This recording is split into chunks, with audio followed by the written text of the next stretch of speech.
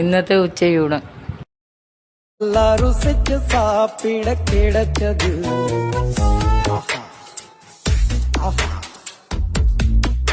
அத நினைச்சுத்தான் மனோபோலகம் முழுவதும் பருக்குது. அட சுட சுட அட சுட சுட அந்த மதுர மல்லிப்பூ இட்லியே மீன் குழம்புல கொஞ்சம் புரட்டி சாப்பிட எச்சிலு ஊறுது உள்ளுக்குள்ள. இந்த போறப்பு தான் நல்லா ருசிச்சு சாப்பிட கிடைச்சது. இந்த போறப்பு தான் நல்லா ருசிச்சு சாப்பிட கிடைச்சது. அத நினைச்சுத்தான் மனோபோலகம் முழுவதும் பருக்குது.